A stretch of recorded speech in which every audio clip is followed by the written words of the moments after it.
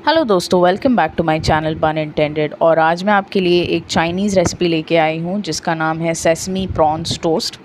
तो basically China में specially कैंटनीज cuisine में डिमसम नाम की एक चीज़ होती है जहाँ पे लोग बेसिकली ब्रेकफास्ट में या लंच में चाय के साथ एपेटाइज़र्स या फिर स्नैक्स के छोटे छोटे पोर्शंस खाते हैं।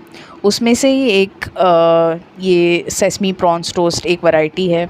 तो आज मैं आपके साथ उसकी रेसिपी शेयर करने वाली हूँ। तो ओरिजिनली चाइना में जब ये बनाया जाता है इसमें सेसमी यूज़ नहीं होती है, लेकिन ये ब्रिटिश या ऑस्ट्रेलियन इन्वेंशन है। बेसिकली वहाँ के चाइनीज़ या वहाँ के चाइना टाउन के लोगों ने इस रेसिपी को सबसे पहले बनाया था, तो उन्होंने सेसमी ऐड करी थी। तो आज हम उसे बना रहे हैं। तो इंग्रेडिएंट्स में सबसे पहले मेरे पास है प्रॉन्स। 100 ग्राम प्रॉन्स मैंने क्लीन और डीवेन करके ले लिए हैं।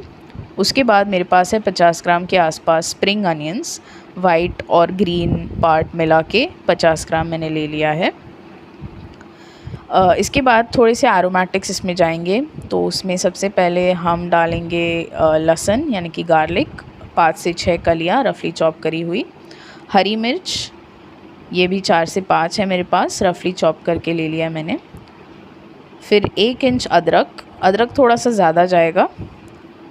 यहाँ पे मेरे पास है धनिया। धनिया मुझे बहुत पसंद है इसलिए मैं थोड़ा ज़्यादा डाल रही हूँ, आपको पसंद नहीं है तो आप कम डालिए। ये मेरे पास है soya sauce, dark soya sauce. तो ये मैं 1 चम्मच डाल रही हूँ, 1 बड़ा चम्मच।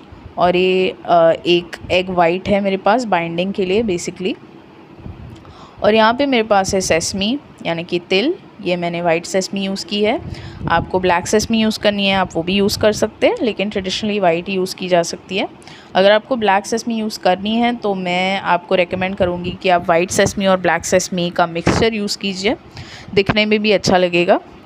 तो सबसे पहले हम प्रॉन्स का मिक्सचर बना लेते हैं। तो सबसे पहले यहाँ पे मैंने फूड प्रोसेसर में प्रॉन्स डाल दिए हैं। तो अगर आपके पास फूड प्रोसेसर नहीं है तो कोई बात नहीं, आप इसे मिक्सर में भी चला के बना सकते हैं। फिर यहाँ पे मैं स्प्रिंग अनियंस डालूँगी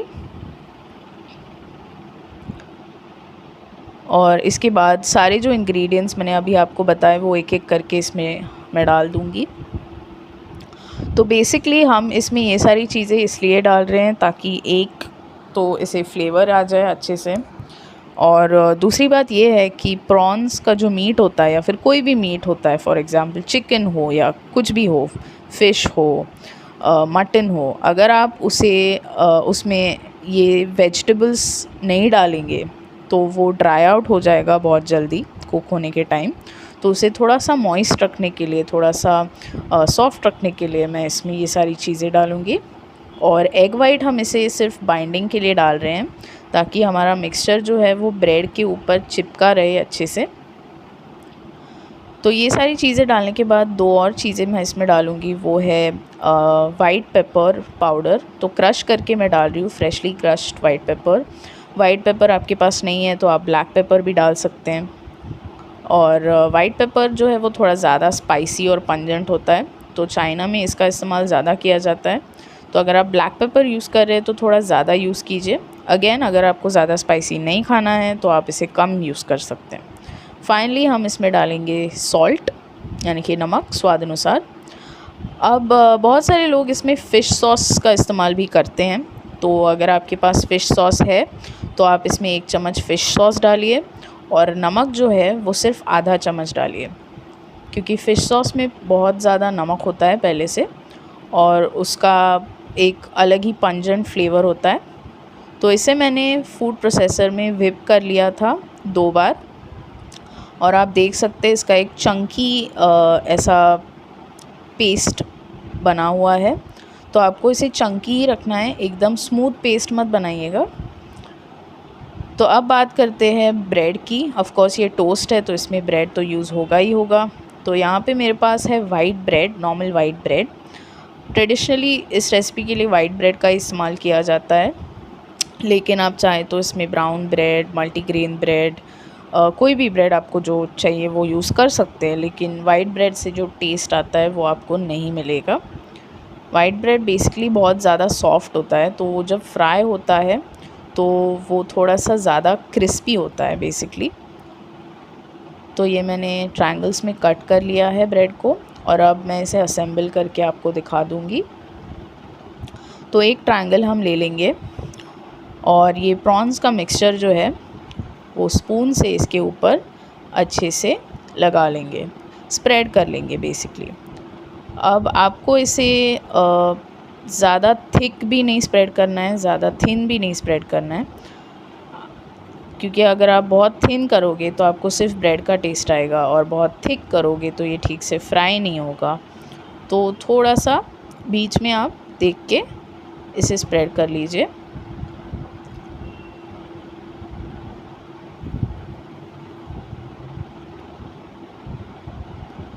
तो ये आप देख सकते हैं मैंने ब्रेड के ऊपर ये मिक्सचर अच्छे से स्प्रेड कर लिया है। इस प्रकार से मैं सारे टोस्ट रेडी कर लूँगी।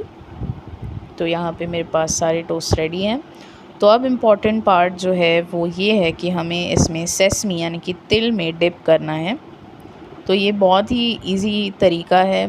बेसिकली ये करने से एक बात ये होती है कि आपका जो प्रॉन्स का मिक्सचर है वो तेल में छूट नहीं जाता जब आप इसे फ्राई करते हो, क्योंकि सेसमी सीड्स इसे प्रोटेक्ट करके रखते हैं। ऑल्सो सेसमी सीड्स जब आप फ्राई करते हो तो एक क्रिस्पी टेक्सचर या फिर क्रंची टेक्सचर आप बोल सकते हो वो भी आता है। तो इसके लिए उसे हम इस प्रकार से सेसमी सीड्स में डिप कर लेंगे।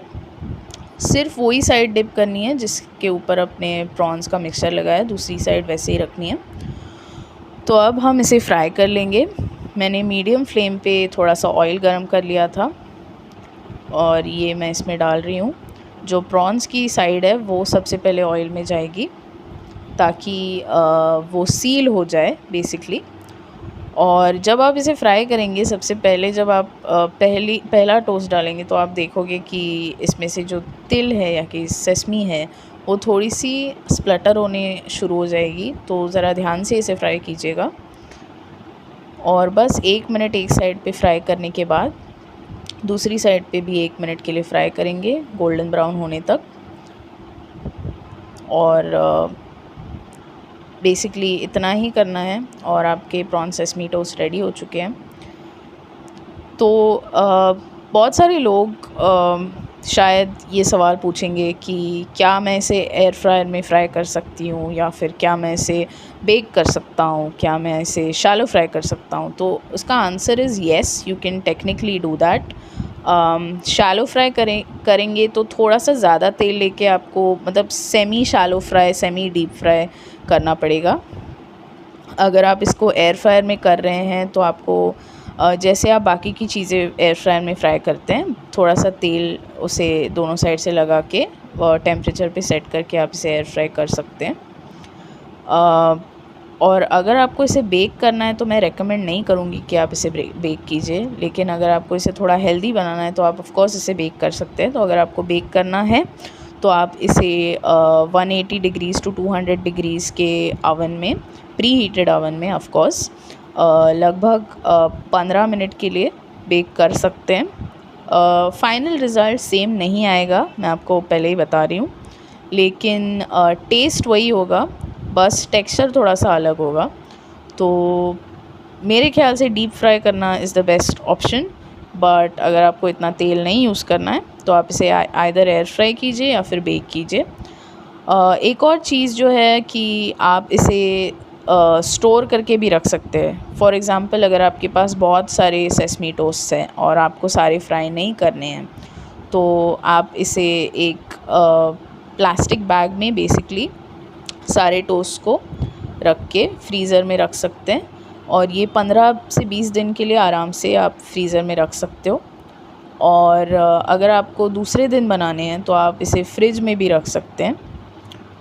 और मान लीजिए कि आपने इसे फ्राई कर लिया और आप सारे नहीं खा पाए तो आप इसे फ्रिज में रख के जब भी आपको इसे खाना है, आई वुड रेकमेंड 1 वीक के अंदर इसे फ़िनिश कर लीजिएगा अगर आपने ऑलरेडी फ्राई कर लिए हैं तो आप इसे थोड़ा सा ओवन में डाल के गरम करके ले सकते हैं। अगेन उसका टेक्सचर क्रिस्पी या क्रंची नहीं होगा, थोड़ा सा सॉगी हो जाएगा बट टेस्ट सेम होगा।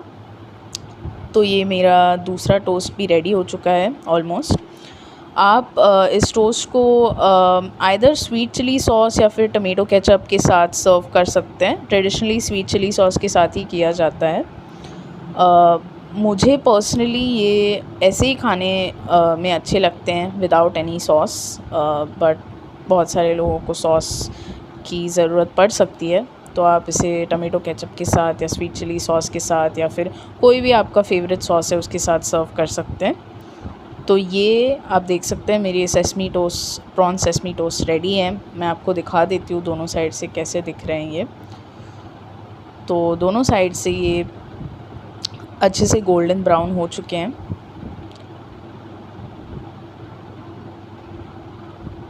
अब आपको लग रहा होगा कि ये बहुत ज़्यादा ऑयली है या फिर बहुत सॉगी है, तो ये सॉगी बिल्कुल नहीं है, ये क्रिस्पी है। लेकिन हाँ, ये ऑयली है, मैं मना नहीं करूँगी, ये थोड़े से ज़्यादा ऑयलियर साइड पे आते हैं।